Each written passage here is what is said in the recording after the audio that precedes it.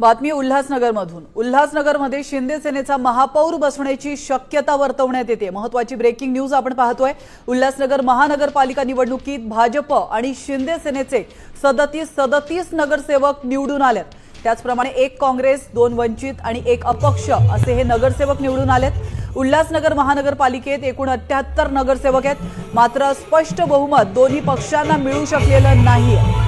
एक अपक्ष आणि 2 वंचित बहुजन आघाडीचे नगरसेवक शिंदे सेनेच्या ताब्यात असल्याची माहिती विश्वसनीय सूत्रांनी दिली आहे। आता दगाफटका होऊ नये म्हणून शिंदे सेना आणि वंचितचे 2 नगरसेवक अज्ञातस्थळी आहेत।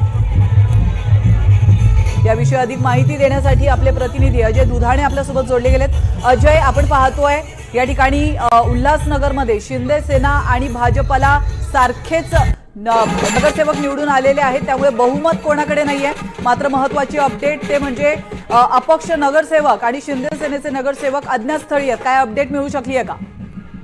बरोबर आहे, ही बातमी जी समोर आलेली आहे विशेष सूत्रानुसार आलेली आहे की शिवसेनेचे नगरसेवक जे 37 नगरसेवक आहेत त्यामध्ये 36 नगरसेवक शिवसेनेचे आणि एक काही पक्षाचा नगरसेवक आहे आणि 2 वंचितचे नगरसेवक असे वंचित बहुजन आघाडीचे असलेले एकूण 39 नगरसेवक हे 39 नगरसेवक अज्ञातस्थळी नेण्यात आलेले आहेत। आणि पाहायला गेलं तर पूर्ण